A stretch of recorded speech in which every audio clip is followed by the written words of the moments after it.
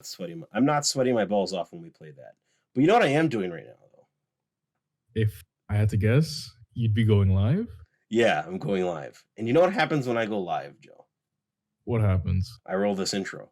Good morning. Transcending history and the world, a tale of souls and swords eternally retold. Welcome to the stage of history retold.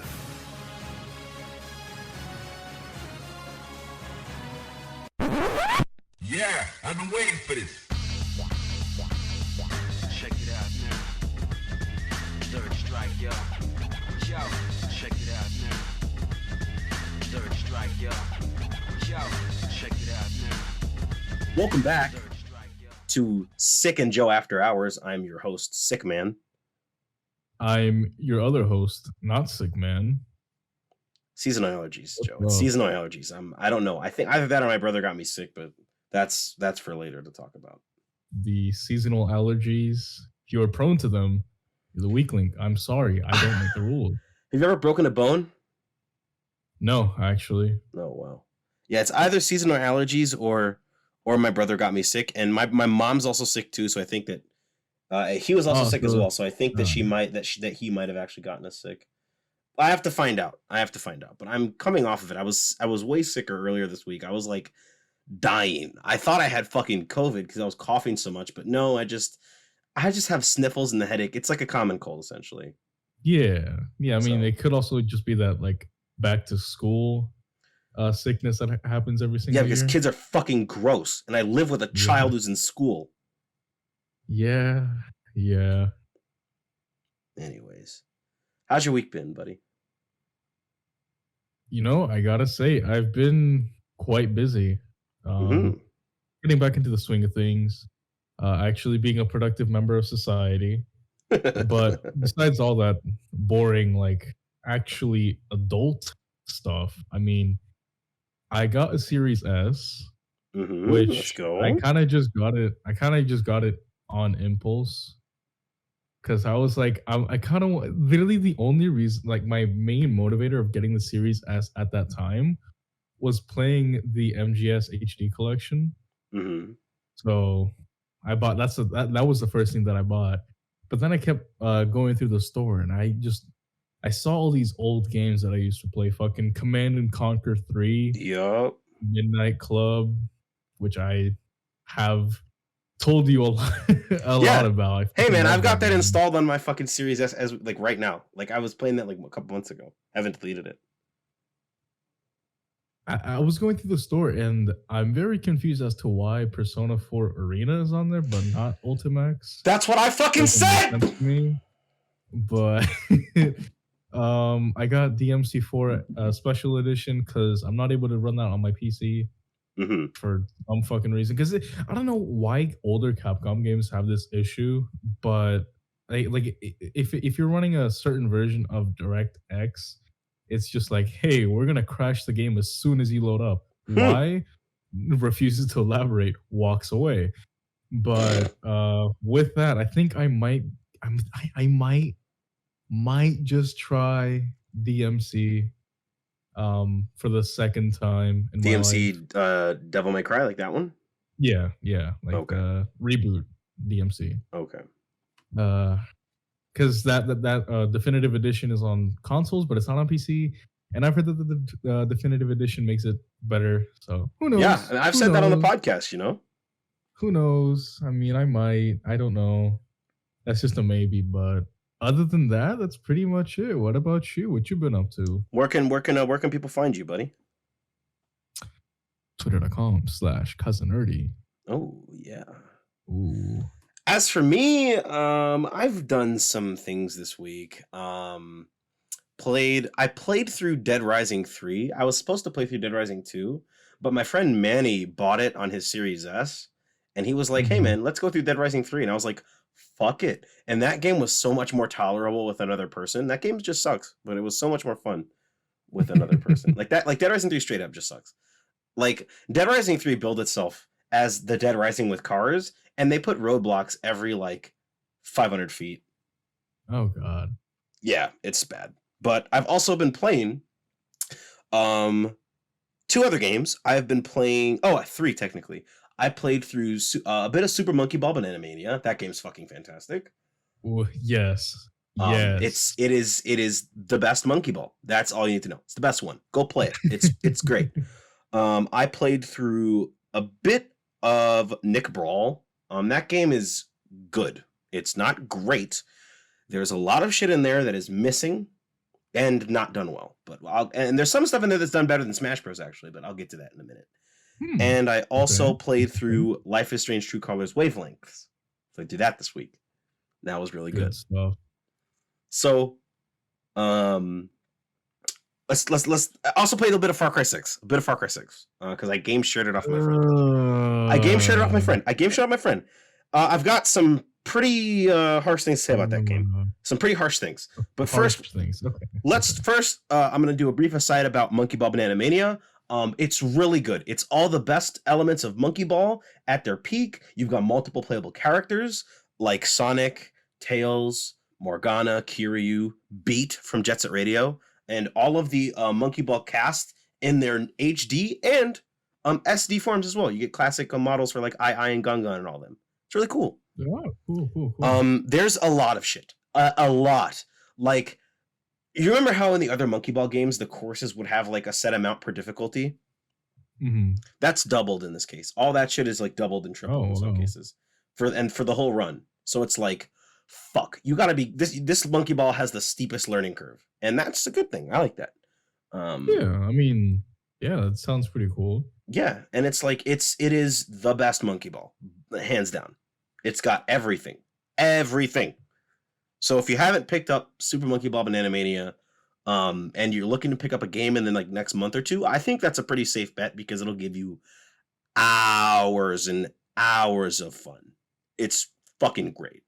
And buy it to show Sega that Monkey Ball is still a franchise worth investing in because it's good stuff. For sure. Yeah. Nick Brawl, that game. I think with Nick Brawl... Before you go on, I just want to clarify. Go ahead. Banana Mania is like a remake of the first 3 games, right? I believe so, yes. It's got all the shit from Monkey Ball Deluxe, which was Monkey Ball 1 and 2, plus a couple extra levels from canceled Monkey Ball 3.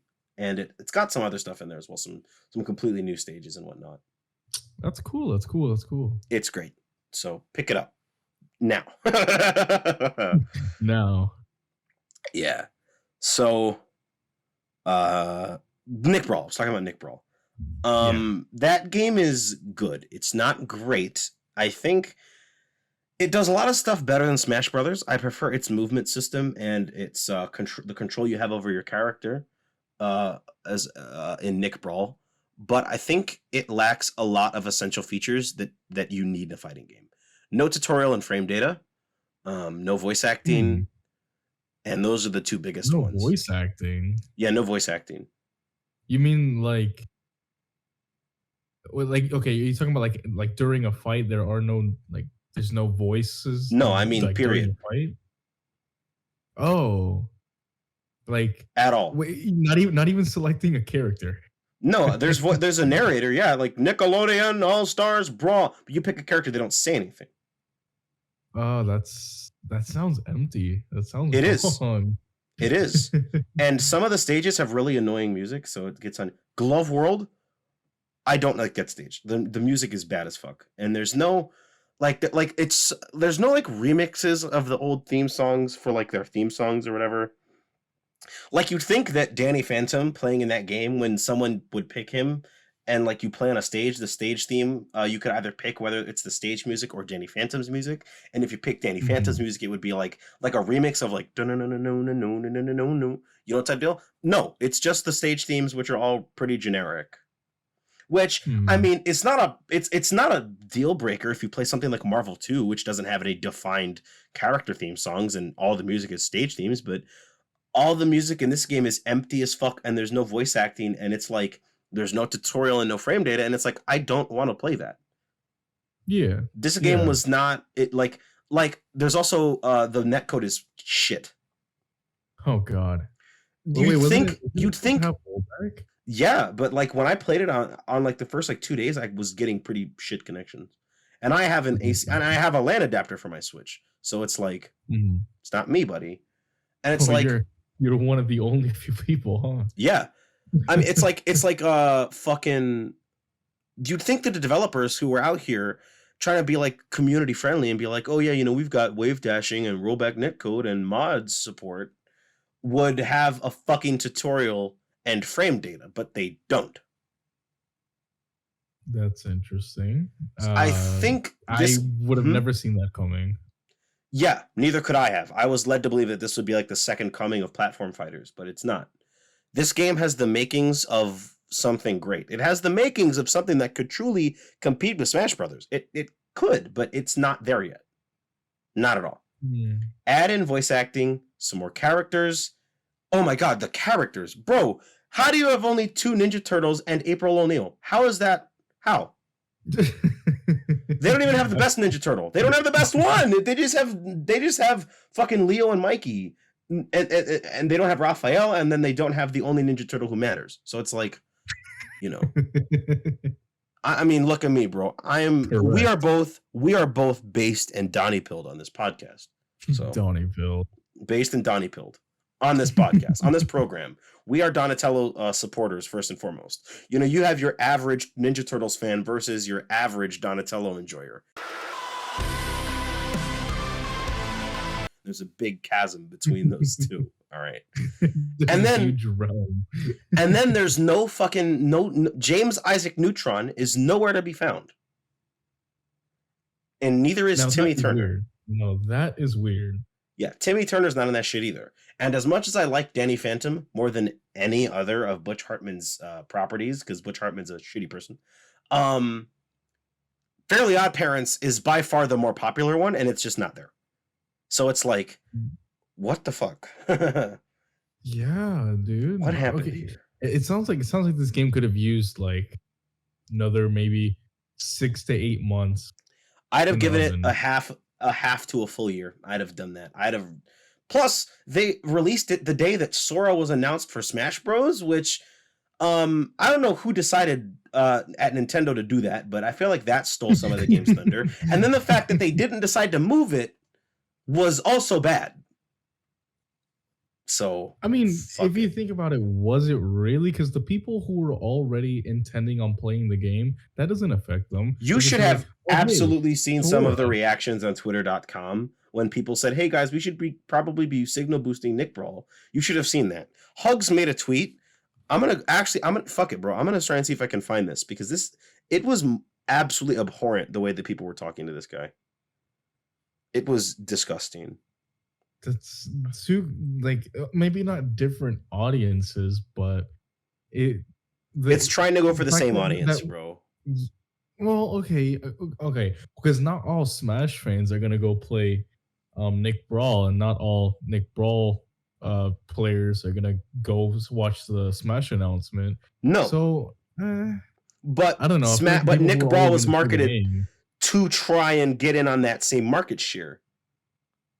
That would, like, to think otherwise is kind of delusional, honestly. No offense, but it's like Nick Brawl I'm was fucking marketed insane. towards Smash Brothers fans, specifically Melee players.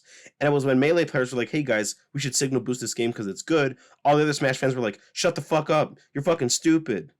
And it's like, what? Like, I have to find this Hugs tweet, because if not, I can just go look at the response that I have screenshotted, because it was emblematic of what I was saying. They were beating his ass in the quote retweets, bro. They were annihilated. They were being absolutely disgusting. So Hugs tweeted out, proposing a pledge to stream Nickelodeon All-Stars instead of Smash Ultimate's new DLC character on October 5th for the countless times Nintendo has fucked over the Smash community. Like, don't buy the character, don't talk about it, don't drop YouTube videos on it, put all that content creation into Nick All-Stars for that one day. I think it'd be dope, especially since Nintendo specifically picked that day to overshadow Nick All-Stars' release. This is tweeted on the 23rd of September. And then the response to this is, cry about it. Nick Brawl will die out before the end of the year. Saving this for when Nick All-Stars dies. What the? Hold on. You were saying, motherfucker, we don't care, nigga. We got Sora in Smash. Hold on, there's one. Fuck that shovelware trash. And then the final one, the one that really made me personally angry. Oh, did I not? I didn't save it. Okay, then I'm gonna have to scroll through it. It said, shut the fuck up, you old ass nigga. Hashtag I stand with Nintendo. Hashtag fuck melee.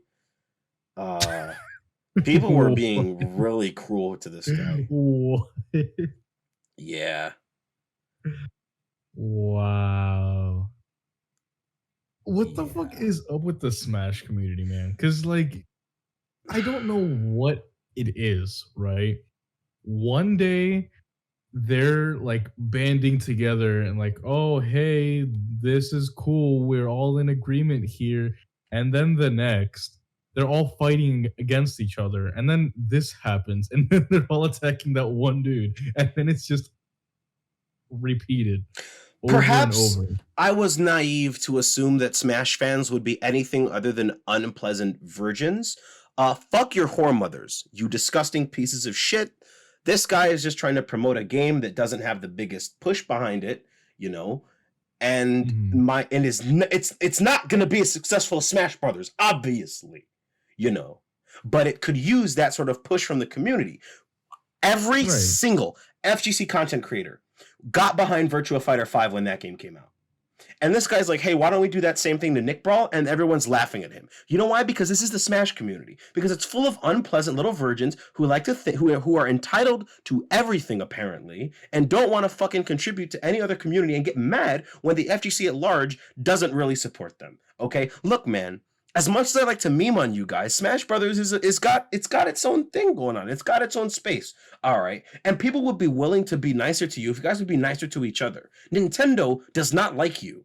All right, and They're not repeatedly, your friends. everyone else, including you, have come to the defense of the Smash community when times have gone tough. Okay, so how about you people learn to fucking accept that there are other games that are trying to be as big as you and let it. Okay.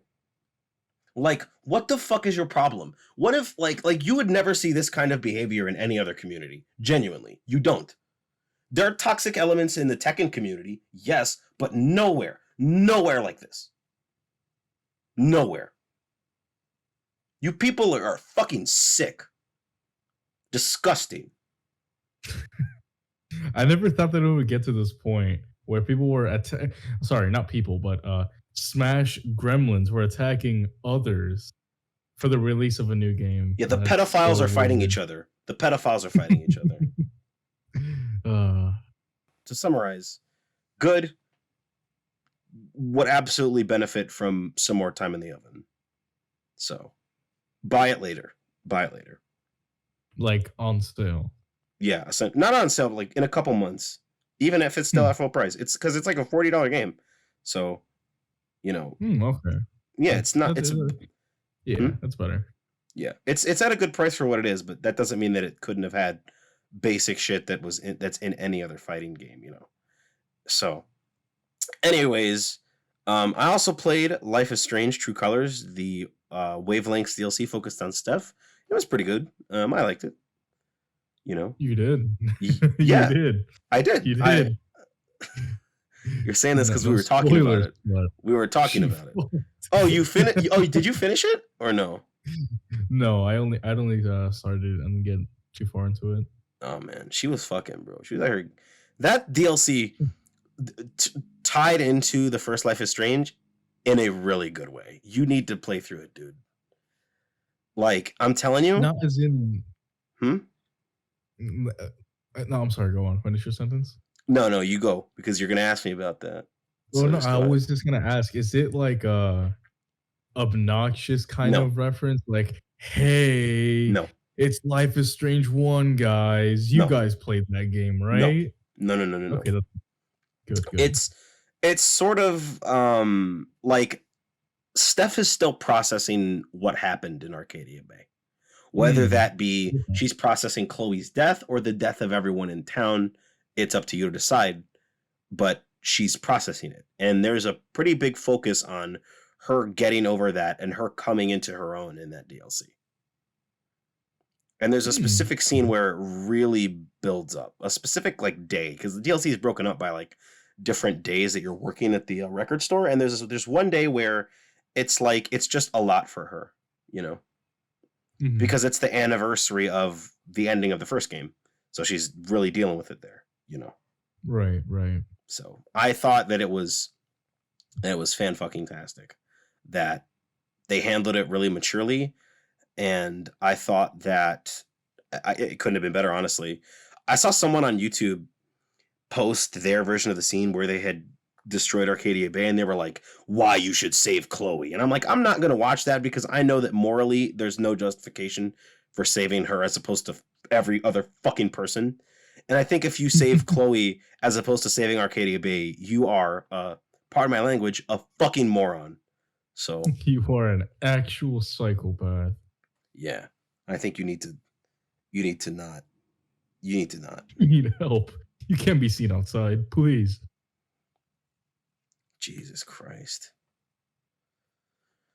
I mean, do I think it's like necessary to make the base game better? No, absolutely not. The base game is for me still a 10 out of 10. My favorite Life is Strange, but this is a neat piece of DLC. Not too long, not too expensive. That makes the game better. So, if you want to find me, you can find me on YouTube, on Twitter, at YVNG, DENDE, Young Dende.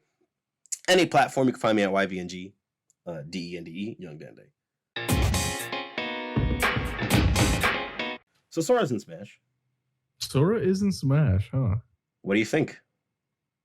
You know, I can't say that I'm surprised. I think everyone knew that it was going to be Sora, because if it wasn't Sora, I don't think Sakurai would see the end of it. And I would feel horrible for him because he's already done so much for Smash. He has carried Nintendo on his back.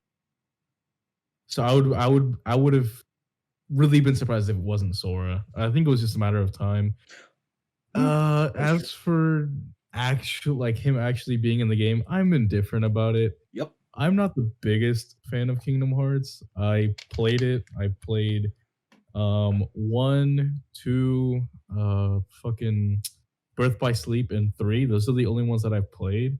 I haven't played. You haven't played Kingdom Hearts 358-2 over days. 5. Exactly. You haven't played Kingdom Hearts 420.69. Sora gets fucked behind a Wendy's. It's important to the lore. No, I haven't gotten that deep into the lore yet. But I have seen Goofy get fucked behind the Wendy's. So at least I know that part. No, but really, I'm indifferent. I'm happy for those that finally got the character that they wanted, but as for me, it doesn't really do anything. Yeah. What about you? What are your thoughts? Look, man, I said, here's what I said to my friend when Sora got released. I retweeted, I was like, oh, that's cool. But I said my big takeaway is perhaps they will finally be nicer to Sakurai. That's all I care about. Will the community be nicer to him? My dream character will probably not get into Smash Bros. They probably won't put Akira Yuki in Smash. They probably won't put Knuckles or Tails or Shadow or Amy or Yunaru Kami or Beat from Jet Set Radio or Akira Yuki from Virtua Fighter. They probably won't put any of those guys in Smash Bros. Okay, so I'm kind of resigned to never truly being like, this is the fucking best. I got my character. I got Ken. And I got Terry Bogard. So it's like, I'm fine right now. But, until they put Akira Yuki in Smash, nothing's ever going to hit as hard as Terry Bogard, you know? So it's like, I'm trying to play Kingdom Hearts. I'm not the biggest fan of action RPGs, and I don't give as big of a fuck about Disney as most people do. And I do care about Final Fantasy. Don't get me wrong, but it is kind of weird seeing Squall stand next to Aerith Gainsborough and Yuffie Kisaragi. There's a bit of cognitive dissonance I have to work through to make that work in my head. Mm-hmm. Because I love Final Fantasy VIII. So it's got to work. And I wonder if there's going to be any other like I know Cloud and Sephiroth show, but it's like I wonder if like Titus or something is going to show up at some point. I don't know. Jack Kingdom Garland. Kingdom Hearts 3.25 divided by 6. That's going to be Titus right there. Kingdom mean, Hearts 3.6, 3.14 divided by Stranger of Paradise Final Fantasy Origin. Jack Garland looks Sora in the face and says, bullshit. Then turns around and all you hear is, It's just one of those days when you don't want to wake up. so I'm good for y'all, I guess. Just be nicer to that man, okay? And I don't know if that's gonna For happen. real. I don't know if that's gonna happen. I mean, I'm probably gonna buy him and play him when he comes out, but I'm just like, Smash is over, I guess. Yeah, they also said that about Wii U, and then like a year later, hey, the Switch is coming out. Hey, Smash is coming. Well, Smash is over So for now. we'll see. It's obviously going to continue because it makes Nintendo a fucking jizz load of money. All right. Yeah, that is true, but that man needs to rest. Sakurai needs some rest. Give it until the next Nintendo platform releases, and they're going to have another Smash Bros. But that's not going to be for another couple years at the very least when that platform will drop. So I hope so, man. I hope so. well, they just dropped the OLED Switch, so I think the Nintendo Switch is going to have at least 2 more years in its fucking lifespan. Would be fucking insane if it didn't. I mean, when did they drop the PS4 Slim and the not the Xbox Slim, the PS4 One Pro S? is the one you should be looking at because the Or PS4 either it did I mean, have they the releases at the same time, so same shit. well the PS4 Slim and the Pro, that's roughly equivalent to the Nintendo's Switch Lite and the fucking OLED. Roughly, I said roughly. And it's like PS4 had like 3-4 years after that to finish out its life cycle. So I think that the Switch is going to have at least 2, So I mean, yeah, I mean that is true. That is true. And, No, you're right. I don't know. And it did take Smash like a year after the Switch dropped. A year and change, a pretty substantial amount of change to drop after the Switch was released. So I think we got like a good 3.5 years until the next Smash Brothers game comes out. And I just like that. Take a year off. Go to the Caribbean. Have fun. Disappear from the grid for a little bit, please. Yeah, please do, Sakurai. No, but this is kind of making me want to go back and play the Kingdom Hearts games again. But at the same time, I just don't care. Like I don't care enough to play the games. It's not that I don't care about Sora because I find that to be pretty cool. I know a lot of people who are into Kingdom Hearts and we're really excited, but his how do I put this elegantly, right? So he looks boring. I'm not gonna lie. He looks like a very boring character to play. They said that they only made him that way because Kazuya and Terry were too hard for the poo-poo babies who play Smash Bros. Do a fucking pretzel motion, bitch! Sorry. Y'all could never do Raging Storm. I did Raging Storm the first time I tried it. Full input. KOF 2002. Fuck you niggas. Yeah, like Sora totally gained his Mangekyo Sharingan to get into Smash Bros. Though he sacrificed Donald and Goofy to get into Smash Bros.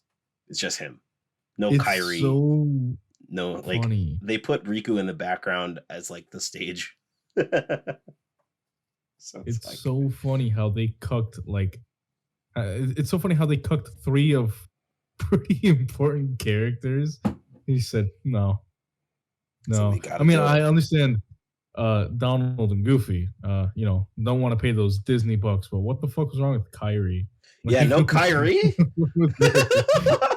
When he spent the whole first game thirsting after her and shit? That's weird. That's real weird. Then we can but at least she's a spirit. She's a fucking spirit. I can take consolation in the fact that she's a fucking spirit. In the same way that Akira Yuki is a fucking assist trophy.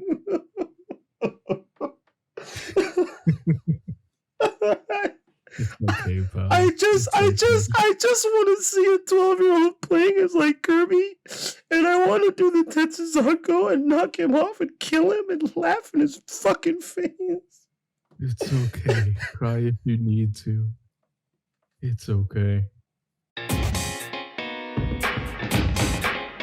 So I played Far Cry 6, and I didn't really talk about it too much in my week because this game is something. It's really something. So like, I that am a exists. well-known defender of the Ubisoft formula. Not so much these days, but like I like a lot of Assassin's Creeds. I like a lot of Far Cry's. I like the Watch Dogs series. So as a Yeah, Ubisoft there you go. defender, except for when their corporation is talked about because their corporation fucking sucks and they abuse their power, yada yada yada. You already know. We've mentioned this how many fucking times, and we're never gonna stop. Okay, they abuse their power, sexually harass their employees, and need to pay for it in the same way that Activision Blizzard's paying for it. Okay, fuck Ubisoft, the corporation. Now back to what the developers are doing. Far Cry 6. I've defended a lot of Far Cry's bullshit over the years, but Far Cry 6 is I'm very hypercritical of it because it is taking place in my backyard. It is about True. the Caribbean. They've got salsa music on the radios. They're speaking Spanglish. So I have to look at it hypercritically. Let me ask you, Ubisoft, did you let the Hispanic employees touch this game or no? Because it doesn't feel like it. It feels like the same shitty movie Spanish that white people write, where the Hispanic characters they're like, God. "Hey man, listen, there's a bunch of soldados coming down the road, and if you can blow up their transport, come back to the hideout, and we'll drink some cervezas to celebrate." That's what I'm talking about. Let's go, muchacho. Yes, yes. That's how they talk. They don't talk in real Spanish. They talk in shitty white people, half Spanish, not even Spanglish, just shitty half Spanish. It's not authentic. It's not authentic. Mhm. All right. Is that what's going on here? Yes. That's why I ask. No. Did they let the Hispanic nigga the second mission in the game is called Juan of a Kind. Oh. And I was sitting in a party playing that and I was like, that's racist. Oh, you know what else they did? You know how every Far Cry game since Far Cry 3 has repeated the fucking burn down the drug fields mission? Yeah, they did it again in this. They did it again in this. They play like a fucking salsa song or whatever, you know, while you're doing it, and then when you're walking away, the protagonist is like, burning down drug fields. Feels familiar. And I was like, fuck you. Go fuck yourself. Do something fucking original, bro. I can excuse reusing animations, okay? But reusing the same mission structures again and again and then making a fucking joke about it is dumb. All right. Fuck you. Shit sucks. It's like, okay, they're self-aware, but they don't do anything about it. We're self-aware. If you're so self-aware, then why the fuck did you put a gear system in a single-player game? Huh? Ew.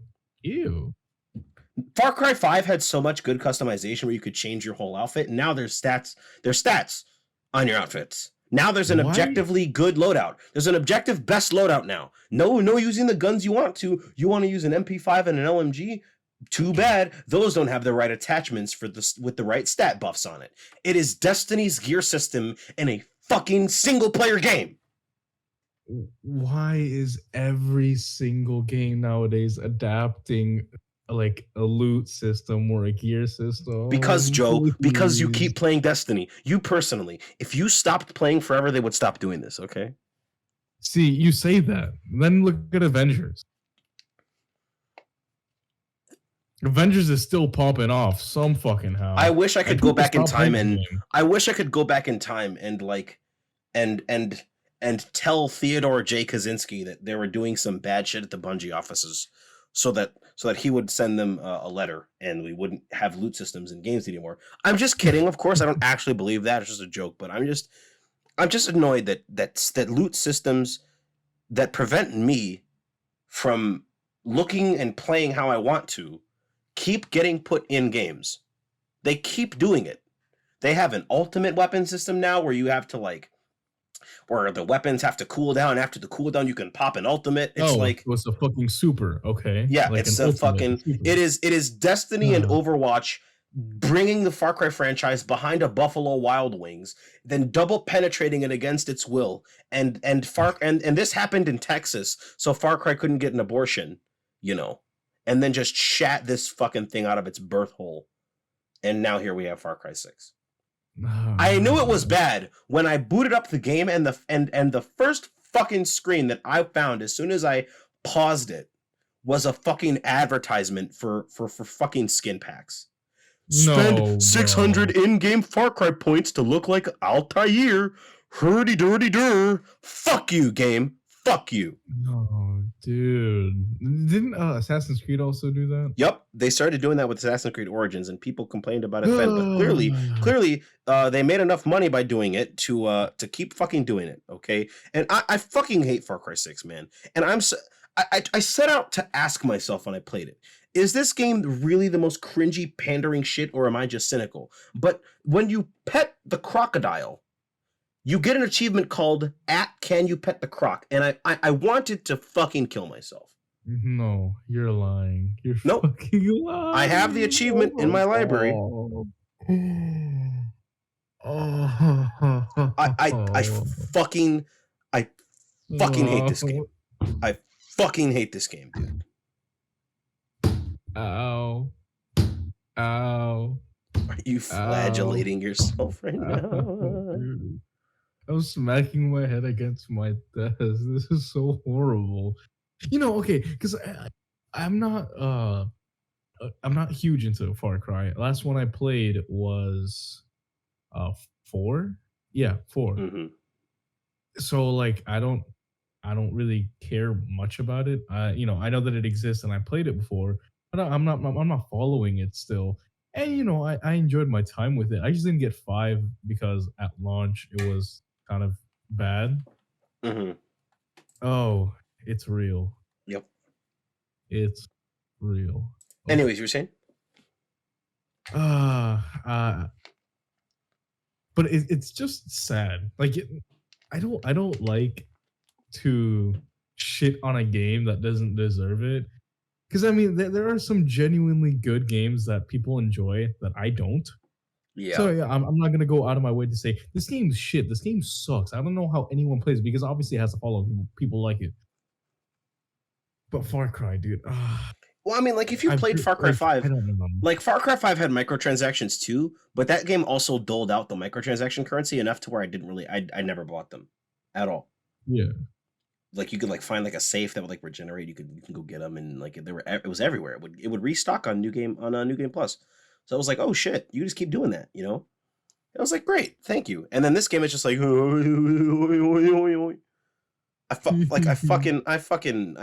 hate this shit. I hate this shit, man. I can't do this, man. I can't do it anymore. I can't defend the fucking formula if you guys are just gonna keep making jokes. Like when Watch Dogs Legion had a leap of faith in it, I thought that was a cool reference, But if Watch Dogs Legion, but if Aiden would have looked back at the camera, put up a fake hood and winked, I would have fucking killed myself. and it's like why? What's the point? This game was made for game journalists, dude. When you boot the game up, you have regular difficulty and then story difficulty where you are an ultra powerful god person. And then you also have several, I wouldn't call accessibility selects like game journalist mode, but what I do call game journalist mode is an option that's not an accessibility option where you can just highlight all enemies at all times. What? It's the same shit. It's like if you're bad at the fucking game and you're a normal human being, you can just turn on mark every enemy at all times. And it's like, great, thanks. I didn't want to scout the base out anyway. It's like, thanks for doing the work for me. It's like these games are just getting progressively more and more and more and more goo goo gaga toddlers, please play me. Ooh, I know you have only like a week and a half to get to play this game and review it, so goo goo gaga baby mode enable. Okay, wait, before you go on, this is completely different, just so there's no confusion. This is completely different from having an accessibility listen. There are accessibility options for like bad hearing and bad eyesight. And then in the options menu, separately from the accessibility options, there is, I would like all enemies highlighted at the same time. Like when I booted the game up and I went through my accessibility options, before I got to the start menu, you know what I mean? I checked out all the accessibility options and I checked out what they did and I was like, nah, I don't need these, And then I finished that and then it said, do you want all enemies marked at all times? And I'm like, what the fuck? It's like, thanks. I don't want to play a video game. You'd think that would be a poor eyesight option, but it's its own separate option. At what point do they just take your controller and play the game for you? Because we're There are getting people pretty asking close. for that. There are people who are asking for that. I mean, You know oh, Alex Mokala, the guy who does like no. the video game. He does like YouTube videos where he's like breaking down video game songs, and he's a really good musician. And he had this take Mhm. on Twitter like 2 weeks ago that was like, I wish games could have a Netflix mode where I don't have to play them, and I could just watch where the game would play itself, and I could get to the cutscenes. And I, Oh, guys, I don't mean to alarm you, but there might actually be a solution called YouTube.com. I know it sounds crazy. It yeah, man. sounds If you don't want to play crazy. video games that bad, how about you just don't fucking play them then? You could just be They're like a already Persona not fan playing them. or a They're Yakuza already fan. Don't fuck with either of them. They've never played the games. Yeah, well, Yakuza fans piss me off more than Persona fans, honestly. Because what? They've only played Zero? No, because I saw this artwork the other day. That was Uncle Majima and his niece Haruka, and that one offended me on like I was actually offended by that because you'd have to miss the point of Yakuza so fucking hard to think that she would want anything to do with Majima. Mm-hmm. Like, without saying too much, essentially Majima kidnapped her in the first game because that was back when Majima was a crazy psychopath who like held women at knife point to their throat and wanted to murder everyone because he was an angry edgelord, right? Mm-hmm. Okay. And you see that, and like after Kiryu beats up Majima's thugs, like Haruka runs out and she's like terrified. She's like hugging Kiryu's leg and crying type deal, you know. And it's like, wow. And then you get to the ending of Yakuza 3 where Haruka watches Kiryu get stabbed by a dude. And then you get to Yakuza 4 where that same guy shows up at the orphanage and Haruka wants nothing to do with him. She runs in front of the other kids to protect them. She tells Kiryu to make sure he goes away because she's like concerned for his safety because she remembers that he got stabbed by this dude, you know? So if you can see that and see her reaction to when people who traumatized her in the past show up again, and then say, wholesome Majima would never kidnap Haruka, and it's like you Wholesome 100. Reddit Gold 100 Chungus, Reddit Gold 100 Chungus, Reddit Gold 100 Chungus. It's just like, if you don't want to play video games, if you don't want to engage with video games, then don't. Just sell your fucking PS4 or your PC or whatever. Just smash it on the ground outside for all I give a fuck. If you don't want to play the video games, then don't fucking play them. But like, don't ask video games to play themselves for you. That's dumb. That's fucking stupid. Literally, go watch a movie at that point. If you really don't want to, just why? Yeah. Why? What's the point of engaging with the medium if you're not gonna even actually gonna interact with it? I don't actually listen to music, Joe. I just watch Anthony Fantano reviews and get my opinions from him. That's what I do. Wait, I've never listened to music once in my life. I thought that was the law around here. My bad. I've never watched a movie. Whenever Nerdwriter1 talks about a movie, I'll watch the video and I'll say, yeah, that's how I feel about that movie now. Jesus, man. This industry is like suffering from real case of dumb brain is what it's suffering from. Dumb brain. There's no other way to put it besides dumb brain. Yeah. Because, dude, people, dude. Yeah. I feel like, correct me if I'm wrong, but I feel like people weren't as dumb before the pandemic. Nope. No, they were, but it was not this bad. It was not anywhere near this bad. It was not anywhere near this bad. But people stayed inside and their brains melted, I guess. And back before the Tumblr exodus, people weren't this dumb either. But then Tumblr banned porn and all the fucking all the uninformed people, active users, all the Tumblr users who would reblog porn scattered to Reddit and Twitter and fucking ruin those platforms. All right. So, you know what?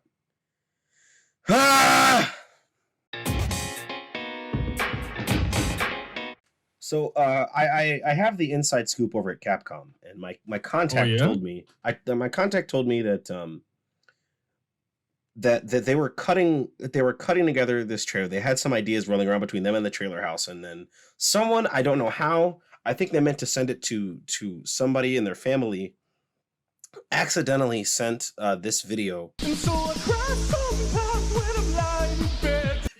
That video got mixed up in the email chain, and that somehow led to them cutting together that Resident Evil trailer. You have no fucking idea how hard I hit the pause button and said, no fucking way, when I saw that trailer. You have no fucking idea. I almost pissed myself laughing at that. I could not breathe because someone thought it was a good idea to take a song that is associated with a gay Hitman, He-Man meme from 2010, from 11 years ago, and say, you know what? Resident Evil. This is in a Resident Evil trailer. Holy shit. That zombie just turned around. And so I wake in the morning and I step outside. What the fuck? Okay, but in all seriousness, what the fuck was that first trailer, though? What was that? Dude, I wish I could tell you. Look, I made a Twitter thread about it that are all my opinions on that, and it's like the second trailer is great. It looks good, okay, but this movie, like a horror movie, has a lot working against it. That being A, the pacing is probably going to be abysmal, and B, it looks like shit. Okay, like what do you want me to say? Like, does it? Nah. I cannot cognitively get over Leon from Vatos Locos. I cannot get over that. Okay, you know what? Fair. I understand. Like, I know people are on Twitter saying, please stop calling Jill Sheva in the Resident Evil trailer, but I cannot get over it cognitively. It is so funny to me that I cannot stop laughing at Leon from Vatos Locos. I cannot.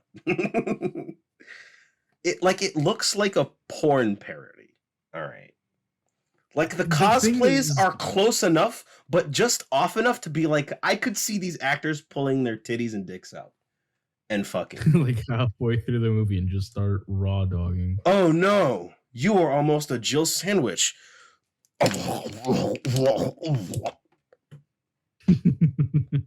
Oh no, zombies have breached the gate of the RPD. In all seriousness, I think that the pacing is going to be bad. Like, that's my biggest sort of criticism. All jokes about how the actors look one way and it looks like a porn parody and this trailer song was dumb. All that aside, all the bullshit aside, I think the pacing is just going to be fucking terrible because they've got 2 entire games of plot.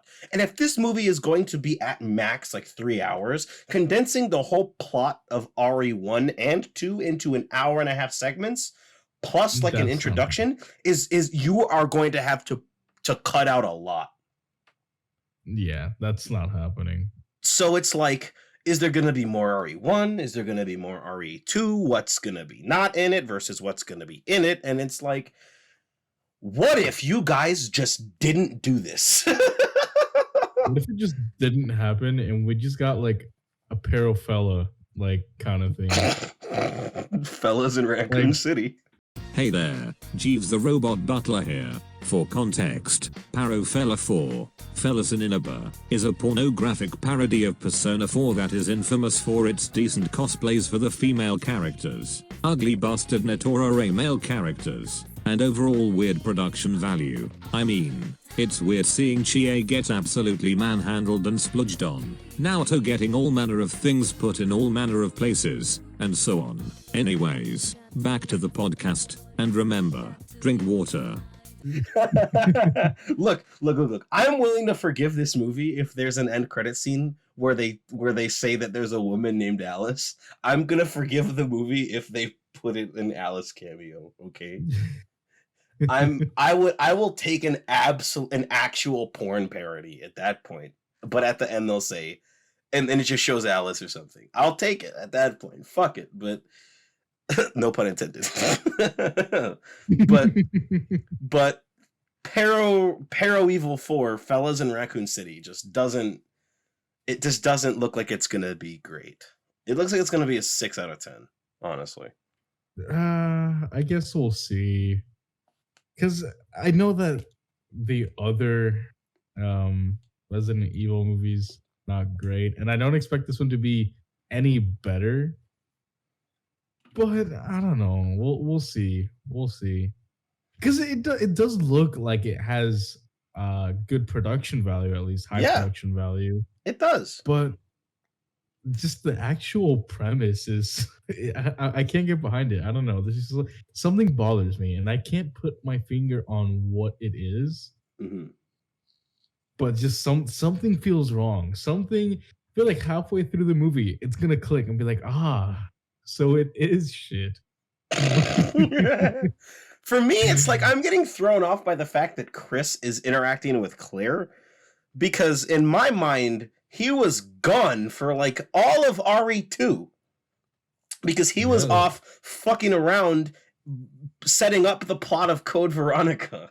So seeing Chris and Claire interact where she's like, Chris, I gotta break the story about what's going on in Raccoon City is so fucking weird to me because Claire isn't a fucking journalist. She's a college student who goes on to be like a fucking an activist, you know? She's not like Frank West. Like I was literally just about to fucking say that. At this point, you should just make Dead Rising the movie. Like the reason why the old Resident Evils are so good is the same reason why I like Resident Evil 5. Because I don't play Resident Evil 5 seriously. It's a shit post, that game. And I would not like Resident Evil 5 if it wasn't so cheesy, and that's why I like the old ones, the old Resident Evil movies. But this game is like, no. This movie, I should say, is like, no. We're trying to be the real story of Resident Evil. Welcome to Raccoon City, in a world where none of the characters look like they're supposed to. Orale ese. What you trying to get up to? We're Albert Wesker. Then 2 seconds later, they go...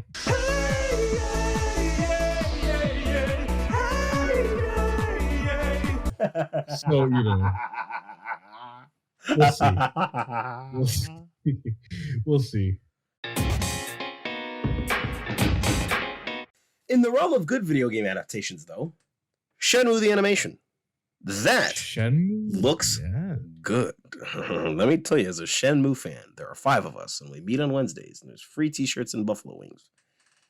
In the realm of good video game adaptations, this is looking to be one of the better ones. Shenmue 1 and 2's full story. I don't know if they're going to adapt Shenmue 3 yet, but I don't think they said they were going to adapt Shenmue 3, just 1 and 2. But this looks great. I hope to God, I'm praying to God, this will get people to play Shenmue. Please, it's so good. I hope that's the case. I really do. Because there are also people that go around saying, oh, Shenmue used to be good. It was good for its time. Saying like it doesn't hold up and it isn't still Shenmue was always good. Y'all niggas was just hating. But hey, what do we know about that? that is honestly like my catchphrase at this point. It was always good. Y'all niggas was just hating. But it was. You can play all of Shenmue on your fucking PS4. Just play it, man. Please. Shenmue 3 was awesome. iPad Wolf is just a hater. And most of the niggas who watched the video probably didn't even play Shenmue 3. I don't fucking believe them. I don't believe those comments. Is there no. Is there like another video that's talking about a certain video game that changes the perspective of everyone who watches it? No, it's just Eye Patch Wolf is very influential, and when he says something is bad, a lot of people just believe it. Oh, okay. Remember, he said Yakuza Like a Dragon was bad. So that guy's... I love you, Eye Patch Wolf. I like your content a lot. I listen to your podcast, okay? But your fucking opinions are trash sometimes. He said Yakuza Like a Dragon was bad. It's the best one. Anyway. Shenmue the anime looks you are. fantastic. It looks fantastic. It looks so fucking good. Those fight scenes when it showed Lan D fighting Dude. fighting Ryo's dad, I was like, holy shit. Dude, and they're actually going into Rio's like karate background. Yup. That's fucking sick. Yup. That is cool. Yup. So we didn't really get a lot of that in the games. We got like the first one, it was kind of touched upon, and then like never after that. What I want more than anything else is to see the moves from the games in the show, because a lot of those moves were just taken from Virtua Fighter 3. Are you fucking? No, I'm not. Are you serious? No, I'm completely serious. Shenmue 1 was built in the same engine with Virtua Fighter 3's combat engine. So there are straight up reused animations. I know one of Kage's and Wolf's throws are in there. I know Akira's Riemann Chochu is in Shenmue 2, you know. The body check is in Shenmue 3, the Tetsuzanko. That's Akira's most famous move. So it's like, what I want to see some Virtua Fighter moves in there. That would make me fucking lose my mind. But other than that, I mean, this anime looks like it will be a faithful recreation of Shenmue 1 and 2 in a beautiful art style. Beautiful art style. So fucking nice. So nice. Abso-fucking-lutely. I'm so glad that Shenmue is finally getting some love, because it was shit on. And its fan base was so underground and niche for years, man. That I'm so fucking happy to see it getting love. So fucking happy. I'm being like so genuine right now. It brings me so much joy to see Shenmue getting this love. And if Shenmue the anime gets this love and attention, perhaps, you know, we'll be able to get Shenmue 4, and Yu Suzuki will be able to finish his masterpiece, you know? That's what I want more than anything else. Because that guy loves the games he makes, dude. It's so obvious if you watch any interview with him that he's a real passionate dude. And like, yeah, I know you can kind of make a meme like Yu Suzuki doesn't play video games, but like the video games he makes are fucking fantastic. That dude was the director behind like Space Harrier and Super Hang-On and Virtua Fighter. And it was like, and he made Shenmue as well. And it's like, holy shit, dude, this guy has got something. He's got something that only few other game developers have. People like Yoko Taro, you know what I mean? He's got that secret sauce. He's got the stuff. He's got that. He's got that hey, yeah. All right. So it's like, okay, but here's the thing. Here's what's make a break for me. If they don't spend like 5 episodes just walking from town to town to make it realistic like the game. Yo, I wonder if they're going to have the game score in it. That'd be wild if they did. Like, honestly, like I expect at one point for fucking Ryo to walk past the tomato store and to just hear this fucking music.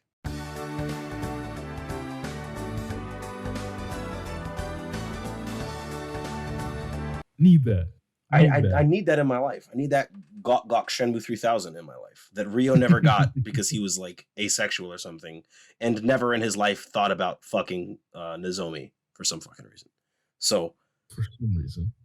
It pissed me off. I was like, dude, she's right there. She likes you. Just lay the pipe already, bro. Come on. Get out. Her head was on his shoulder and he was just like, And I'm like, fuck.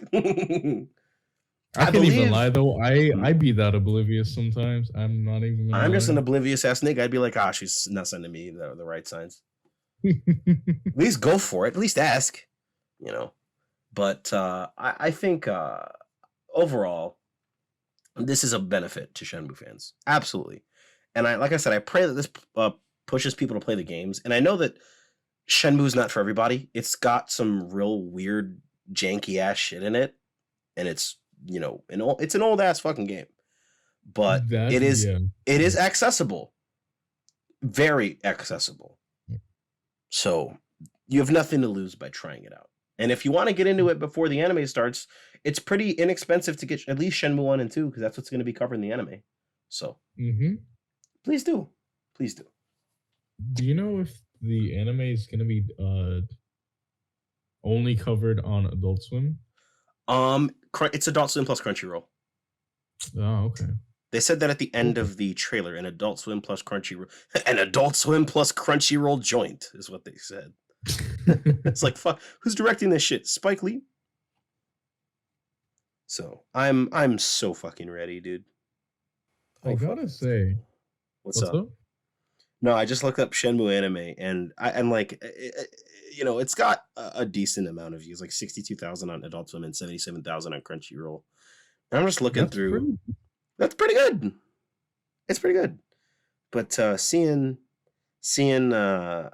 like all the community love for Shenmue is just making my heart all big.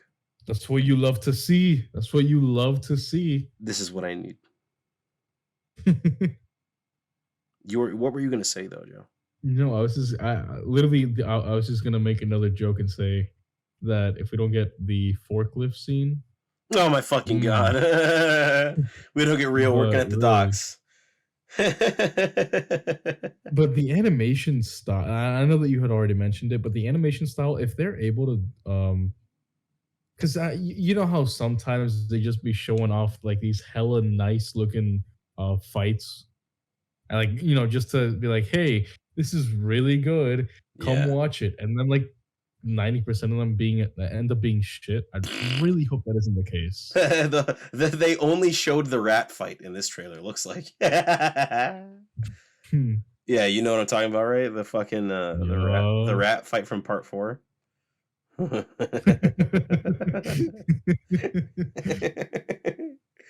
Oh man. I know this isn't as big news as probably what we're going to be talking about soon, but Yakuza Like a Dragon got a sequel that was announced today. That was announced. It was announced with the news that Toshihiro Nagoshi was leaving Sega, and I've talked about this on my Instagram, and I talked about it on Reddit a little bit, but it's like it's truly the end of an era, because Nagoshi worked on some of Sega's best titles. The man worked on Shenmue. He worked on Daytona USA. He worked on fucking Virtua Racing. He worked on F-Zero GX as well, which is fucking awesome. Whoa, okay, yeah, that's cool.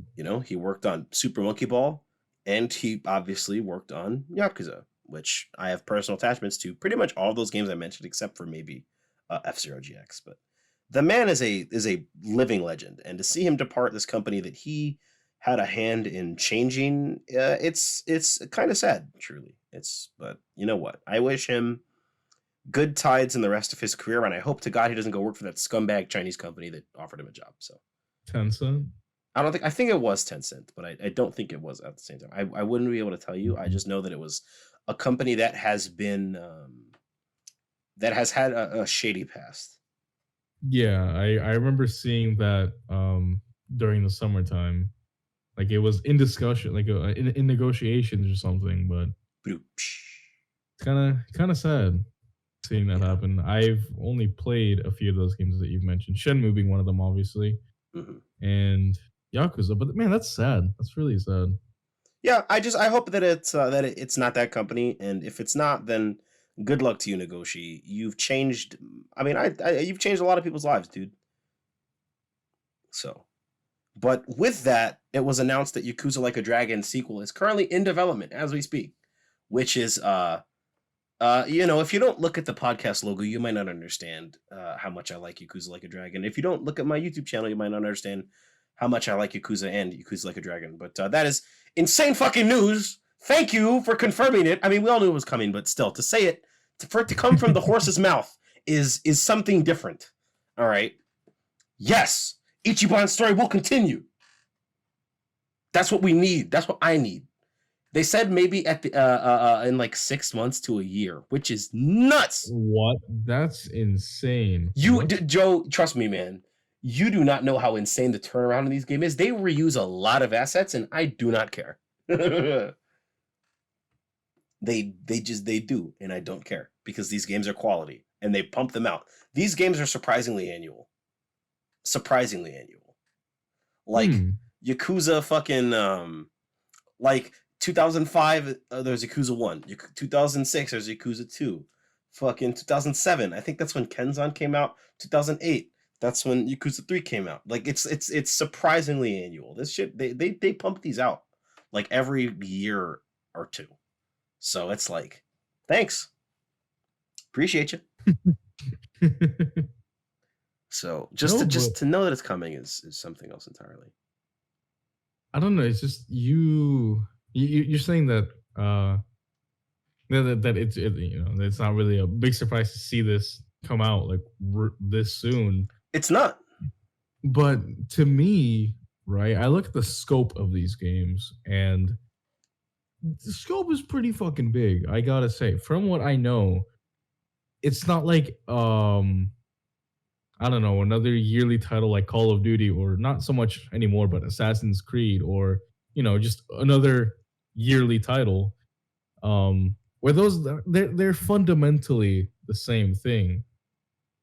But I look at Yakuza, they all have completely different narratives and different stories. Yeah, the combat might be the same, but it's a fucking whatever. That's not what you're going to go play Yakuza for. I mean, it might be like the little cherry on top for some. But for me, when I started playing it, I wasn't going in because like, oh hey, this style of combat is really cool. I've only heard that the story is fucking amazing. That's what I went in there for.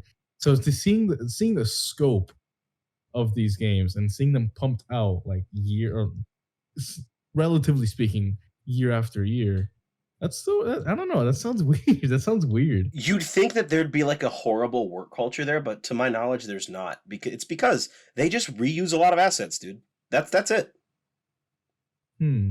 Like Yakuza 6 was developed in the new Dragon Engine, right? And they weren't able to finish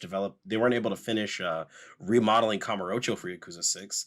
And then Judgment came out, which all it did was just finish the update and add in the story and shit. And it's like, well, that's that done with.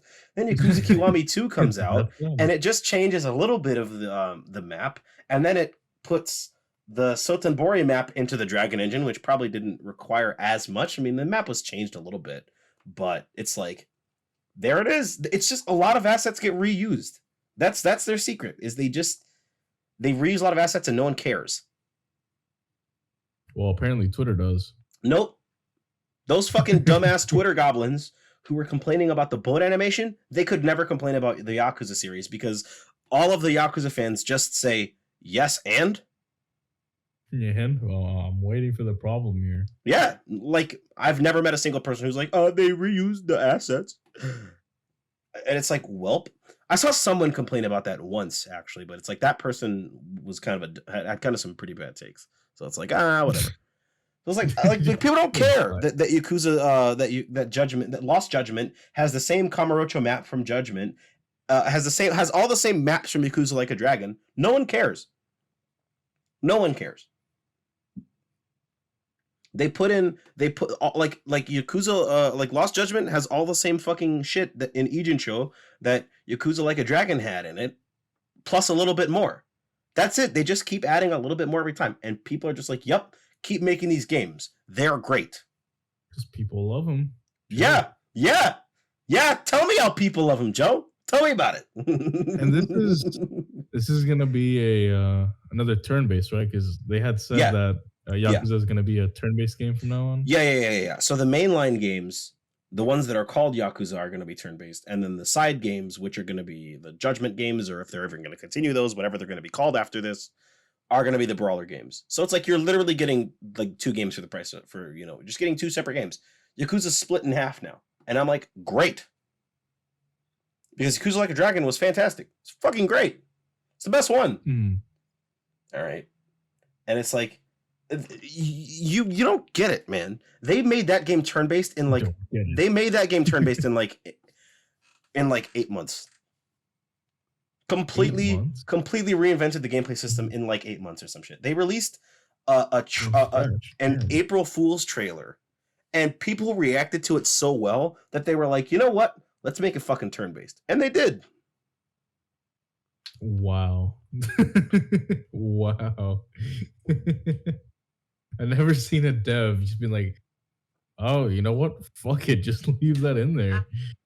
So the April Fool's trailer came out on the 1st of April 2019, and Yakuza Like a Dragon launched in Japan on the 16th of September 2020. The 16th of January 2020, not September. What am I, fucking stupid? Yeah, 16th of January 2020. So it's like they did all that. All that. And then Lost Judgment was a simultaneous global release. So it's like they're getting better and better at cranking these games out. Wow, they're just pumping them out. Yeah, they're doing something over at RGC. They're on some type of drugs, man. Thank you. and they're working. They're fucking working. Yeah, thankfully. You know, I'm just happy that that this series is continuing, because like I said, I love Yakuza Like a Dragon. It is the best one. Ichiban is my second favorite character in the franchise, granted, but you know, he's something special. Then who's your favorite? Akiyama. Let me put it to you this way. Akiyama in Japanese is voiced by this guy Koichi Yamadera. Koichi Yamadera is the Japanese voice for Spike Spiegel and Kaji from Evangelion. So if you want to know what kind of character Akiyama is, just think of those two combined into one. That's cool. He is the lazy kicking man. He is very lazy, and he kicks people in the face. I like that. It's my favorite character. I love him so much. He was supposed to be in Yakuza Like a Dragon, but due to scheduling conflicts, he couldn't be, and that kind of saddens me a little bit because I like him. Fuck. Yeah, they're doing so much. They went for the English dub of Yakuza Like a Dragon, and I'm not sure if they did it for the English dub of Judgment, because I don't play these games in English. I never have, and I never will, except for the first Yakuza game, because that game's only in English. But I also played the Japanese PS3 version of that. It's a really weird history behind that. Anyway, for the English dub of Yakuza Like a Dragon, they went and they changed the lip flaps. Oh, okay. So the cutscenes were rendered in a way that that you can play the game in English and you wouldn't know that it was dubbed. You wouldn't know that. That's cool. That's good. Yeah. And another fun thing is they went back and they got almost all of the original dub actors. They got Kiryu's original voice actor from 2005 to come back in Yakuza Like a Dragon, which was the most insane shit. The most insane shit. They didn't get Mark Hamill to come back as Majima, unfortunately. Instead, Matthew Mercer's playing Majima, I guess, which is fine. But it's like, fucking Darrow Carrillo as Kiryu after 15 years is so much better because he's so much more experienced. It's like these games are they've got so much love put into them. You might know Darrow Carrillo as Asher from Destiny. So I'm like, I'm like, this is fucking tastic, dude. So all in all, thank God, because I need more Yakuza in my life, as though I don't have any of it, you know. I don't know, as though I don't have enough, as though I didn't buy Lost Judgment twice before it even released. So fuck it. You did. So GTA the Trilogy on next gen is a thing. About fucking time. Can't wait to. I'm excited for it just because it's coming in Nintendo Switch. That's the reason why I'm excited about it. Yeah, true. Like, can't wait for it to run like shit though. It shouldn't. These are PS2 games. What are you, a fucking Twitter goblin? Is that what you are? Dude, GTA the Trilogy. Hope it's not a cloud version. It's just 3 PS2 games. It's not that hard. You say that. You say that now. I say that as though because a lot of people must have fucking misheard whatever Sakurai said, and he said that Kingdom Hearts 1 and 2 were going to be fucking cloud-based. He said that for Kingdom Hearts 3, not 1 and 2. All right. Do I need to remind you that Sonic Colors was a fucking Wii game that ran like dog shit 2 generations later? This is a PS2 game. Well, look, man. I thought that was pre-patch. I thought that the bug rumors about that game were over-exaggerated because they got patched out. No, with like a day one patch. Nope. The frame rate is still an issue as far as I know. Well, that's Sonic Team. That's not Rockstar. They don't have that kind of money. They Okay, sure. don't have that kind of money. If I can at least play them on my Switch and in the PS2 renders, I'll be fine. Fuck it, dude. I just want to play. Put every video game ever made on the Switch so I can just play them while I'm taking a shit. That's all I can. Fuck it. Just do it. All right. Like, I want to play, GTA San Andreas and Vice City, especially Vice City, because that's like the best old GTA. Don't fucking at me. All right. I want to play that while I'm taking a shit. I want to play the Persona Origins collection that's going to be releasing sometime in 2022 with Persona 1 and the Persona 2 Duology on my Switch with all of the PSP content and updated graphics, as well as uncompressed music and a digital art book and a digital soundtrack with options to play with the original soundtrack and PSP soundtrack. Thank you very much, Atlas, for $30 to $40 USD. I appreciate that you're going to be giving sending it to Atlas as a threat. Can't wait to play that on my Switch as well. But like, I just care that it's on the Switch. That's my biggest deal. Good thing it's releasing.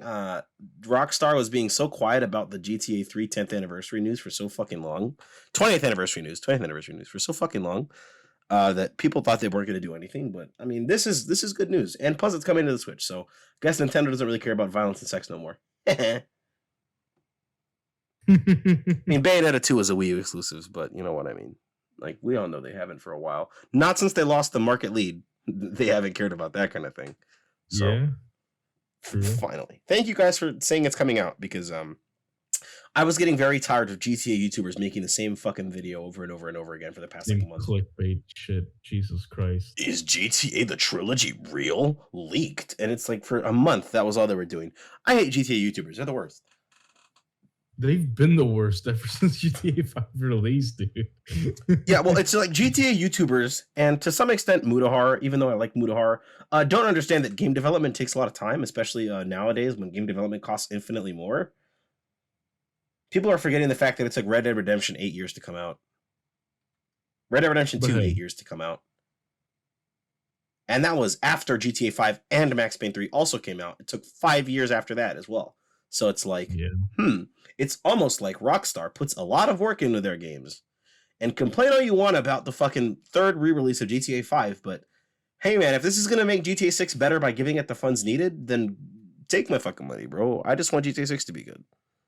See, my question is, right, it's obvious. This doesn't need to be said, but it's obvious that the online GTA Online is what's bringing them money. Why don't they just release GTA Online? They're going to PS5. I've heard that GTA 5 is going to be GTA Online is going to be getting a standalone in the way that Red Dead Online got a standalone.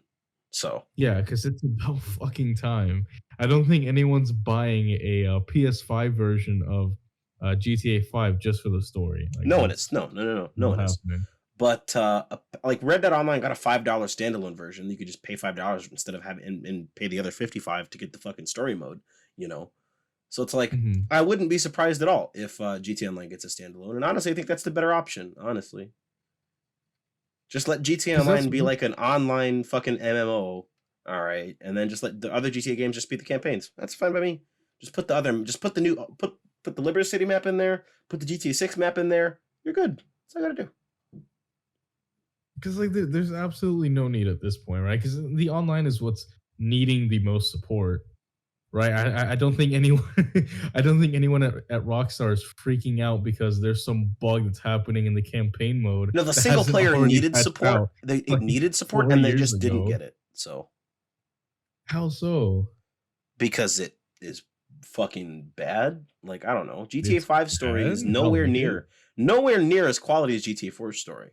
Nowhere near. And they were gonna put not as in story quality. I just mean like as a sandbox. No, obviously not. But it's like GTA 5 was going to get single player content, and it didn't because the online mode just exploded. So it's like, when I say it needed this thing, I mean it needed it because people still wanted it. You know what I mean? And were willing to pay for it. And Rockstar was going to do it until the online would have made them much more money in shark cards. So that's what I mean. Okay, got you. Also, because GTA 5 story just sucks compared to GTA 4's. But that's besides the point. I mean, you can't even complete GTA 4 on modern platforms anymore, so I don't know why the fuck I'm even saying that, but you know what? Can't even complete GTA 4 on modern platforms. What? Yeah, like I played through it on my Series S, and Mhm. which is cool and is cash money, but you know it's not cash money. It's tying What is actions it? to the frame rate and requiring twice as many inputs to Ah, do them.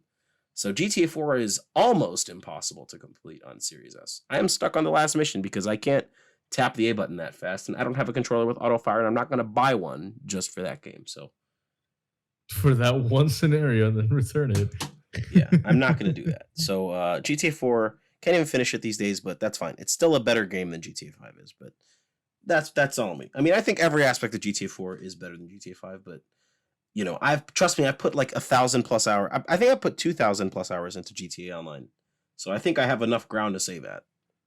Mhm. And that's only PS4 hours. That's not PS3 hours as well, because I spent 2 extra years on the PS3 version of that game. So believe me when I You were say one of those day one, sweaty hards day running one. around in that Nope, flying nope, motorcycle. no. The flying motorcycle wasn't even added in the PS3 version. First off, and second off, all right, I wasn't one of those sweat Yeah, what lords. was added? What with the casino? No, I think was it. I don't remember. All I know is it wasn't in the I don't PS4 know. version. It wasn't in the PS3 version. Jesus Christ, slipping up. All I was doing back in the day was just grinding missions so that I could get enough money to buy the shit that I liked, and then I bought it and repeated the process over and over and over and over and over again. And that's still how I play GTA, because I'm not a fucking sweaty piece of shit who blows you up with a flying oppressor. I have one, yes, but that's because it's fast and allows me to get certain missions done faster, to expedite the process of getting money. Man, last time I played online, not counting the few times that I played it on PS4, because that was just I hop on, I do some shit, and then I get off because yeah, I just find it boring. But back on 360, it was so much simpler. It was so much easier. There wasn't as much going on, Mm-hmm. and it wasn't as involved as it is now, where you have to sell your soul in order to get in order to get money. Yeah, Now it's a day job, just trying to get money. Back in the day, welcome to the it jungle. It wasn't as fucking bad. sucks here. All right, that's yeah. I mean, that's GTA for you. That's modern GTA. That's Rockstar after all of their best developers left. So you know what? I'm just gonna let it be. I want to play this game while I take a shit. That's the only takeaway I have. Just let me play it while I'm shitting out of my asshole, and you've I got my mean, money. theoretically speaking, you already came with the mobile versions, the iOS versions. Yeah, I don't think they took those off the store. yeah. They're taking those off the store in like the next week. Oh, they are. Yeah, Oh, so buy them okay. while you can.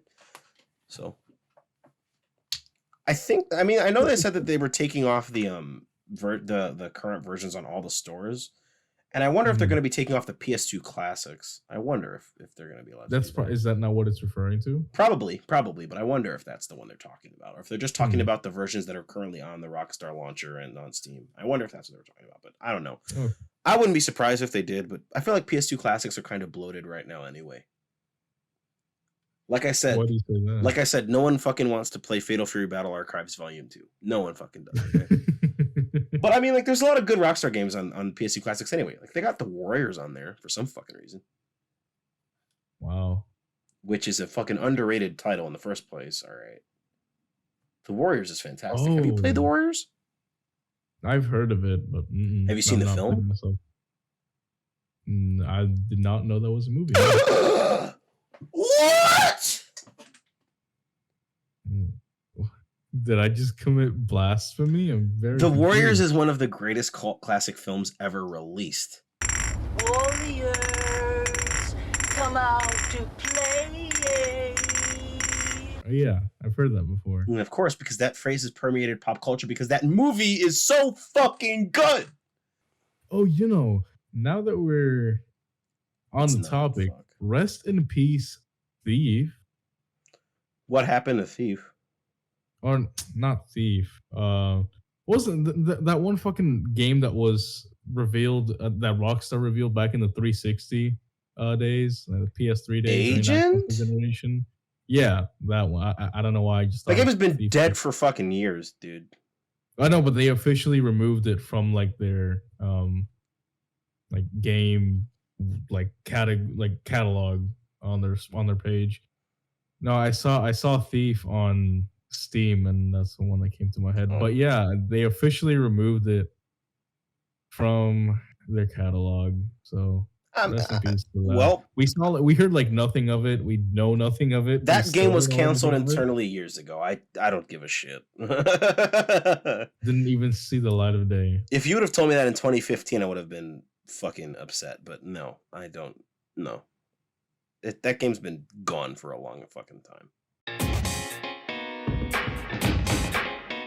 Have you ever complained about a video game or like anything being removed from your library? I believe Say so. it's like delisted from a store or whatever. It's like licensing it got removed. Whatever. Have you ever complained about that? Have I ever? Have I don't know. ever? It's just a thought. I don't know. No, I'm just asking. Marvel I vs. don't believe Capcom you 2 was have. delisted from the Xbox Live Store. Yes, I have. I have done it. Oh, Yes, have you? I have. That's really interesting. Oh, that's pretty cool. So Thursday of this week, this October week. You mean Thursday the 7th or Thursday September 30th? No, Thursday the 7th.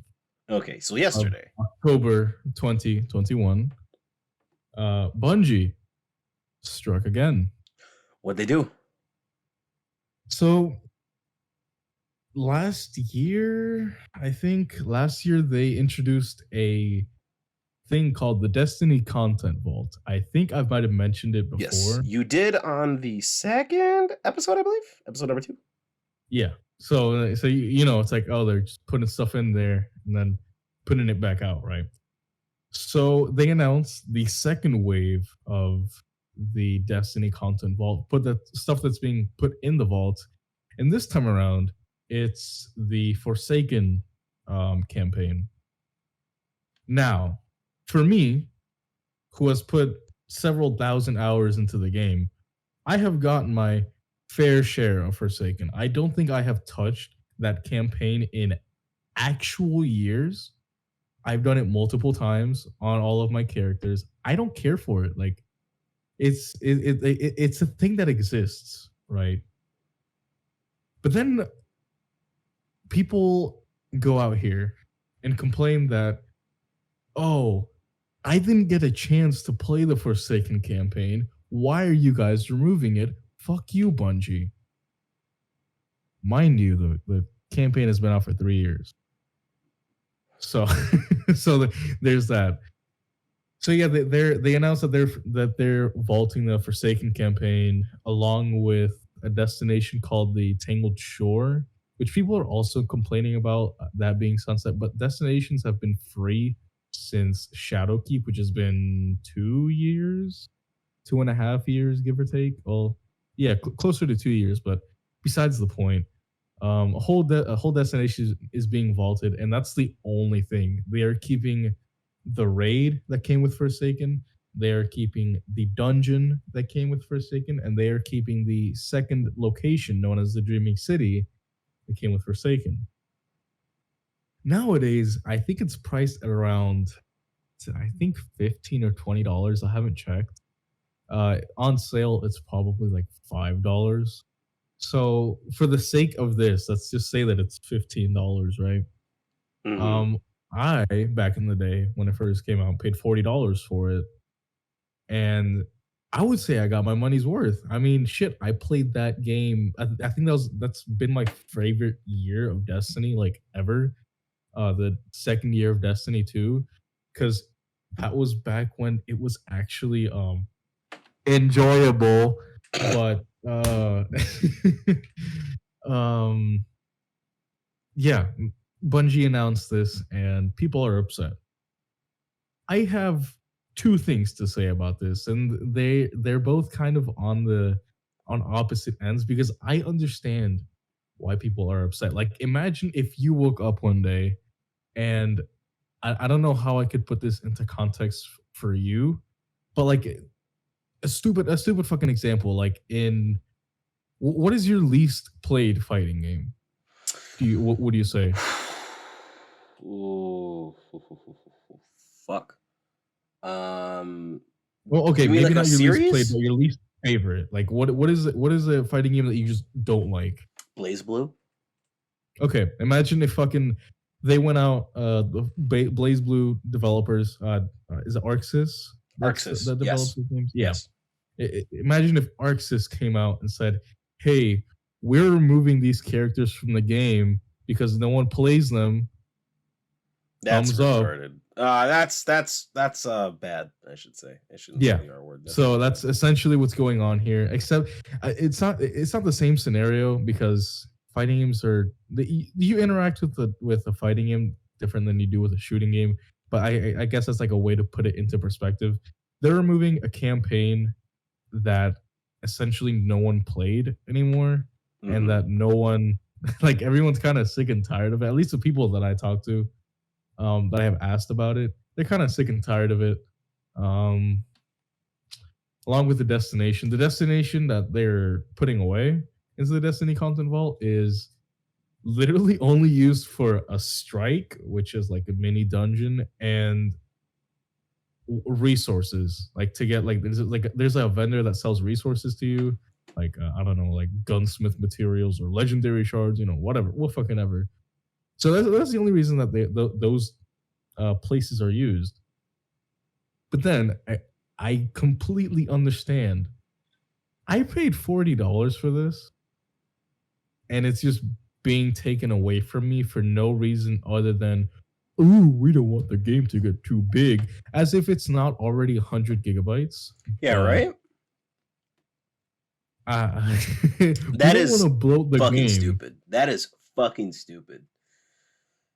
And I think if this is saying anything about games entirely going forward, then I'm kind of concerned. Yeah, because I mean, not just for Destiny, right? Because for fucking Destiny, I don't care, right? Like I got my money's worth of that DLC. I paid $40. I got my $40 worth. I'm not too upset. But imagine if someone new came in. They just started playing last week. They bought like the edition that comes with all the DLCs, and then one of them is already being taken away in what 5 months from now. I completely understand why they're upset. That's fucking bullshit. It's like I paid for this. Why are you taking it away from me?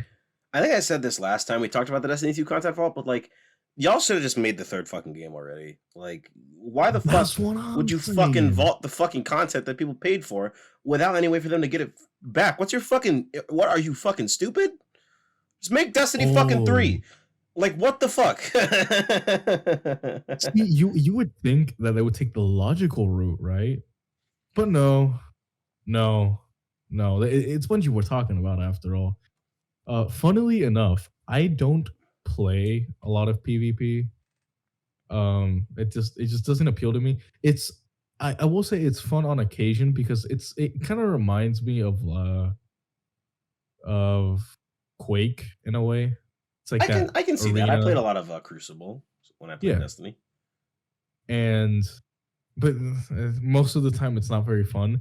They're introducing a new map, I believe, next season with the launch of Witch Queen DLC. And guess fucking what? Guess fucking what?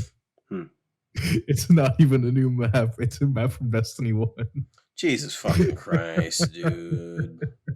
See, the last time any fucking Destiny discourse was anywhere near me was when I was listening to Castle Super Beast. And Pat from Castle Super Beast, aka Pat from the Best Friends, was talking about how fucking stupid Destiny 2 content can be. Where he was like, he did some quest to get a gun. Right. And it's like pretty recent. It was like last week or two. He did like a quest to get like a gun. and he took it to Crucible, and it was really fun. And like apparently that gun is getting immediately nerfed like next week. So it's like, Oh, what's that was probably the Dead Man's Tale, which I think that's what it needed was. one. I think that's what it was. Because imagine, but I don't remember. Imagine the, fuck it. I think it's the BR from Halo. Yeah. Imagine if you had that just running around, hip firing everyone from the entire, like all the way across the map. Yeah. In Halo, that works. In Destiny, it doesn't. Yeah. So, I mean, I kind of, yeah. I get that frustration though. It's like, I think that I whole just got this concept gun, is we're kind gonna of fucking slap it stupid. With a nerf. I make fun of Destiny a lot, and it seems like Destiny really fucking wants me to make fun of it because they keep fucking doing dumb shit like this.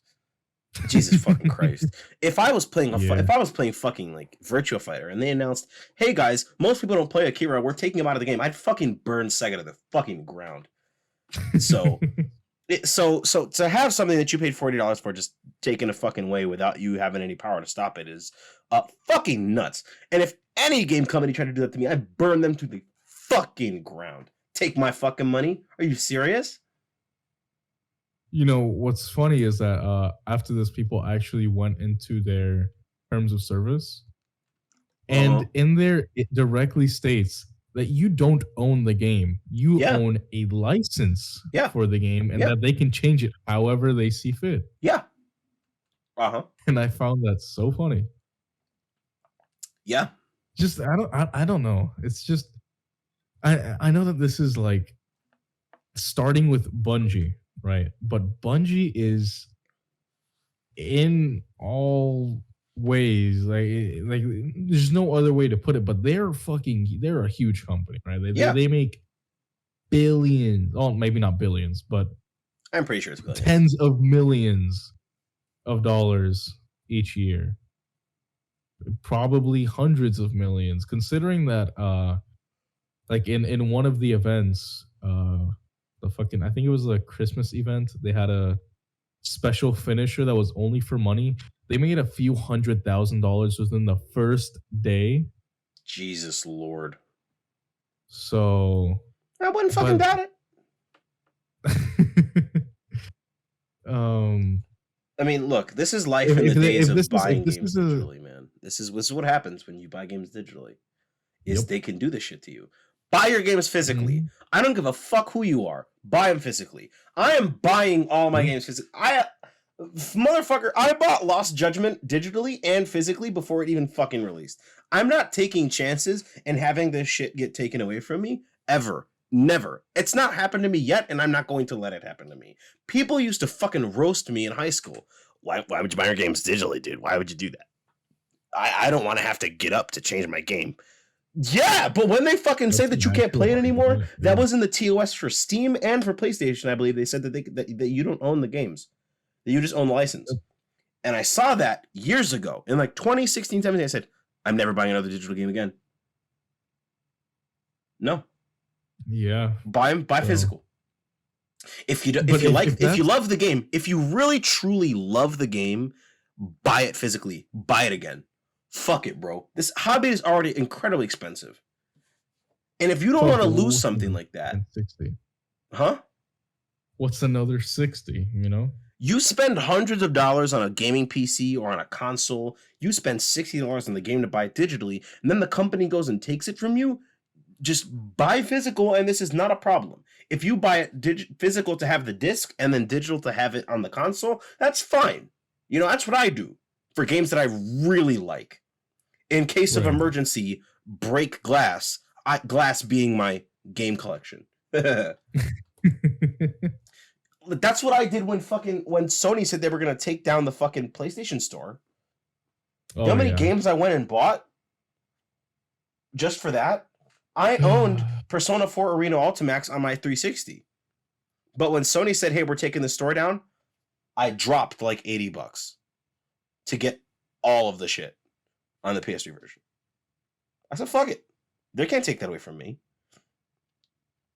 It's really sad. Like if this is a statement in any way, shape, or form as to how gaming is going to be in the next few years, I am horrified. Let's hope that this does not set a precedent, because that is dangerous. Because I still don't understand this whatsoever, right? Because if you compare it to other, Destiny is trying to be an MMO. If you compare it to Final Fantasy 14 or World of Warcraft or Guild Wars or literally any other MMO in existence, you go to play those games and they have the content that they've had for, specifically in WoW's case, decades, literal fucking decades, nearly worth 2 of content, decades, and none of it has gone away. Yep, It's all there from Vanilla WoW up to Shadowlands, I think is what it's called. Same with Final Fantasy 14, Realm Reborn, all the way to Shadowbringers, and same with Guild Wars 2. I don't know the expansions for those, but it's all the way from vanilla to the latest expansion. No one is doing this, and the file sizes for those games are nowhere near as full as fucking absurd as Destiny's, right? Yeah. I don't know. Like, this is it's so funny to me. I can't, like, because I can't say that it's not funny, because at the end of the day, no one is gonna tell Destiny to fuck off. Everyone has tried to compete with Destiny. It's failed. So they have no competition. They're gonna do whatever the fuck they want, and Yep. it might cause a snowball into other, even other genres. Which is, imagine playing a single player game and they're just like, "Hey, we're gonna remove half the story." It's because, man, Destiny fans will never stick to game that's not Destiny. I've pointed out the Destiny cycle on the podcast, but they won't play anything that's not Destiny. And if this is how Destiny's going to treat them, they're still going to play it no matter how bad it makes them. And unless you guys stop playing Destiny, every single one of you, to make a statement, then this is going to keep happening. So Stockholm Syndrome, baby. The future is in your hands, Destiny fans. Don't play it. Like, memes aside, if you don't want this to happen, don't play the game. And if you're comfortable with this happening, I expect to see you online on Destiny 2 after this shit happens. And if you do, and I will laugh at you. I'll make fun of you, and you people will get mad, because that's all you fucking do is get mad. But what are you gonna change? What are you gonna fucking change? Nothing. Oh, you're gonna drop another $20 on that flashy new emote? Oh, look, I say this like, look, man, I've been pissed off at games before. I've been pissed off at Tekken for a long fucking time. All right, and I went back and I played that for the first time in months yesterday. For the first time in like 8 months, you know. Mm-hmm. And it's like, would I hop on that shit regularly? If they did some shit like this, no. I'd fucking trade in my disc. Fuck it. But I don't. Like, Street Fighter V released, like, they said, hey guys, we're gonna put ads in the game, you know, but you can turn them off. And I did. And it's almost like they don't exist. So it's like, no skin off my fucking teeth, you know? Yeah. They have the option to turn them off, and most players have them off, you know? So it's like, I'm not gonna fucking lose myself. I'm not gonna complain about something like that. But like this, I'd be so fucking pissed if I was a Destiny player. I'd put that game fucking down. I've put games down for less. So, you know what? I didn't like this one interaction. Fuck you. And he just deletes the game. I've put games down for so much less. I put down 12 minutes after I found out the incest twist. I said nope. Oh yeah, that's weird. I said nope. Fucking weird. So, I mean, that game was on Game Pass. So I spent $15 per month to have access to that game for the 1 month that it first dropped on Game Pass. I said nope. No skin off my teeth to not play that. Back to playing Halo: The Master Chief Collection. So it's like fuck Blizzard, dude. Fuck Bungie. Well, they're not partnered with. Well, they're not partnered with Activision Blizzard anymore, are they? No, they split from them like last year. Yeah, fuck Bungie then. Like 2 years. Yeah. Fuck. I mean, still fuck Blizzard, but yeah, still fuck Blizzard. It's always been fuck Blizzard, but fuck Bungie. Yeah. You guys have no fucking clue what you're doing. Fuck you. And see, it makes me sad, right? Because I know for damn sure I'm gonna be back there in February. Yep. I'm gonna be right back there saying, "Oh my god, this is so good." Yep. Except, no, I won't. I'll be too busy playing Final Fantasy 14 and Walk. Except probably not at that point, but If I see you I on Destiny 2 on my PS5, I'm gonna laugh at you publicly and I'm gonna make fun of you. And everyone on the podcast who on the listens, story. everyone on the podcast is gonna listen and know that Joe is a crybaby bitch who complained about it and went back to Destiny. If I see you playing it. If I see it. So This is very off topic, but I got this pretty cool clip in Final Fantasy 14. You're gonna make fun of me. There's a Virgil mod. No reaction. Okay. is that am I supposed to make fun of you for that? Virgil's cool. There's a Virgil mod that completely duplicates his move set, right? Like you literally are playing as Virgil in Final Fantasy 14, and oh, what the fuck? Where'd it go? Okay, one of the raid bosses names the Cloud of Darkness, not from like the ultimate like end game raids or anything like that. It's like a fucking baby bitch one. And Virgil's judgment cut. Yes. Oh man. Yo, The thing that did you Virtua watch Fighter it? helped me learn how to do. Let's see this.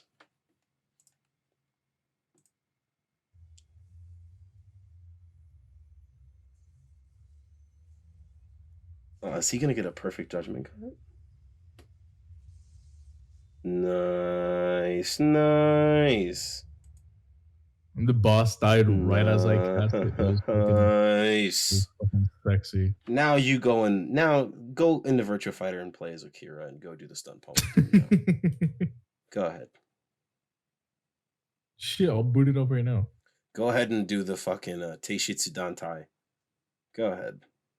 Go ahead and do the K plus G, release G after 1 frame. Go ahead. I hope you weren't being serious about booting up Virtua Fighter right now. No, I don't even have my PS5 plugged in at the moment. But that's cool. That's sick. That would have been a perfect but- post show bit, actually. Fuck. I mean, you can just cut that out. No one needs to know. No, we can just do it again. I don't know. I could probably put it in the post show actually, but while you were talking about Destiny, I found this interesting article that said Halo Infinite's Forge mode will have a full scripting system. What? Yep. It's the Forge mode is going to be delayed until midway through 2022, but node graphs got released. There's going to be full scripting in Wow, that's in cool. Halo Infinite Forge, which That's sick. when they said infinite, I guess they meant it. Jesus, that's cool. Literally gonna be infinite. That is, yeah, that's fucking awesome. Dude, there's gonna be so much fun shit. I might have to spend money on Halo Infinite just for that. Honestly, Wait, why isn't the multiplayer free? I might. I mean, just to show Xbox that this is what I want. Fair enough. Like, if I like a game that's free, I'll buy it. Power Rangers Battle for the Grid was on Game Pass, and I bought that game for 2 people, including myself. I buy games multiple times for the fucking hell of it. I bought 2 people Persona 4 Golden on Steam. I bought myself Persona 4 Golden on Steam, and I own the PS2 version, 2 copies. So, if I like something, it will get my money. You know. Good stuff. This is what we like to see in the gaming industry, ladies and gentlemen. Yeah. I bought Persona 4 Golden while it was on sale for myself, and then I spent I bought it for my little brother when it was full price, and then I bought it for my friend Fabian when it was full price. So it's like, I'm 1000% willing to spend money on games multiple times if I like that game enough, and clearly I think I do. I think I like Persona 4. I think so. You think so? I don't know. I don't know. Maybe a 4th playthrough will convince me that I like it. I guess I don't know. But yeah, I mean, I think I don't think we see enough of that in the gaming industry. Honestly, I don't think we see enough of people being willing to buy games multiple times. I think we see like tying back to the Destiny discussion, a lot of people just buy that game digitally and probably will never buy the physical copy just because like what's the point? And it's like, well, if you like the game enough, if you put like 2,000 or 5,000 or whatever, how many hours go on wasted on Destiny or whatever, and see how much time you put in that game. I feel like you kind of, you should buy it again if you like it that much. That is true. But the thing is, are you gonna buy a free to play game? I don't know. I think I think like owning like a disc copy, like a launch Destiny 2 disc copy it's gotta be like a rare item now or something. It's gotta be somewhat less common. It's still like $1 at GameStop. But I mean in general, like a free to play game, say like Roblox, fucking Warframe, Halo Infinite. I don't know any other free to play games, because if they're not those, then they're kind of doo-doo. Team Fortress 2? Oh, I was thinking console, but yeah, fair enough. Well, I mean, that game did release on consoles with the orange box. It but is? never got updated. Oh yeah, for the orange box. Oh, hey man, I bought TF2 and I didn't even mean to. So you know what? I bought it back in like 2015. Back when I was really like PC gaming. Back when I was a turbo virgin. I bought the Valve Complete Pack. You're welcome. The Valve Complete Pack with all the Valve games up to that point was on sale for $25. Oh, nice. Which is like tens of games. There's a lot of games in there, and I got it for $25. It was in like an autumn sale, because we all know Steam is blessed with the sales. So I bought it for sure. And it came with TF2, which was at the time free to play, but it did give me the proof of purchase hat for all the people who had paid money to play TF2. So it's like, oh, thanks. And then I went and bought the orange box on my 360 like the same year, because I liked Half-Life 2 a lot and I played it on my 360. So I was like, yeah, all right, cool, thanks. You know what sucks about that is good on 360. Yeah, I heard that CS:GO was like horrible, and that Half-Life had some issues running. It wasn't very optimized. Well, I mean, Half-Life 2 came out on the fucking original Xbox, and Half-Life 1 came out on the PS2. So it's like, the thing is, right, on 360 they run fine. I mean, I have CS:GO on the 360, obviously, and that game is just like vanilla CS:GO. It's like really weird. But Half-Life, the problem with that only came when I played it on my Series S. Does not get a frame boost. So it's I see. 30 FPS. I thought there was a problem with my eyesight. I was like, nope, this is running at 30 FPS. Uninstall. Time to close. Yeah. Because I prefer playing Half-Life. For some reason, I like playing. I mean, let me look over down at my PS2 game collection. Where is it at? I own a copy of Half-Life 1 on the PS2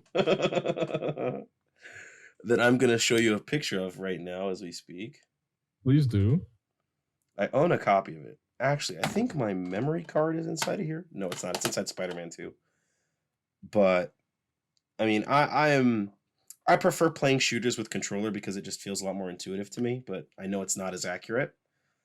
But that's just me, I guess. Put this back.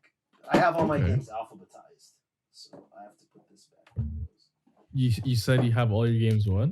Alphabetized. They're all alphabetized. So. Oh, okay. Yeah, I'm weird like that. Man. Yeah.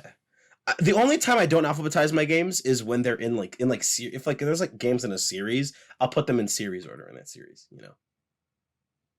So if I have copies of like DMC 1, 2, 3, I'll put them in series order, because I think like technically DMC 3 would go first alphabetically or something. It's like weird. Like Yakuza is like a weird one, because it's like you got Yakuza 0, and then when you list it digitally, it goes from 0 straight to 3. It like Kiwami and Kiwami 2. Right, yeah, because it doesn't recognize the numbers. Yeah. So what I'll do is, on my PS4 game section, I have it go Yakuza 0, then the Kiwamis, then the remastered collection, then Yakuza 6, then Yakuza 7, and then I have Judgment on PS5, so it's a whole other section. So, okay. Yeah, my game collection is looking pretty schmectual, actually. Looking pretty sexy. Yeah, it sounds like I have a house to stop by. It's, I mean, it's not that big. It's just a shelf, and it also shares the same shelf with my movie collection, which is Blu-rays and DVDs. All I've got on here are my PS3 games, which take up a whole shelf, my DVD movies, and my PS2 games, which are on the same shelf. Because the box sizes are the same. It'd be too much wasted space. Then I have my Blu-ray movies. Then I have my Switch games and my PS4 and PS5 games. My Switch games are mostly on the same shelf as my Blu-ray movies because I needed to fill that space with something. And I have too many PS4, PS5 games to where they could fit. So I was like, fuck it. But I'll send you a picture of my collection once I move my couch out of the way. Because it's right next to my couch, so I can like pick out a movie and put it in, you know, without having to move too far. So yeah. But you know what else I do is I try not to go over 2 hours, and look at where we're at. We're at 2 hours now. Oh, well, that's really unfortunate. Damn, I just thought of another topic. Hey guys, isn't it really cool how when you the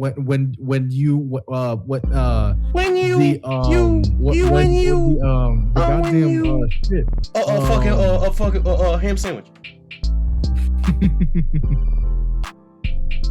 Thank you guys for listening this week. This podcast would be nothing without our adoring listeners. Thank you so much, and I hope you guys have a good rest of your day, evening, afternoon, night, whatever. Whenever you're listening. I'm gonna record my Yeah. tag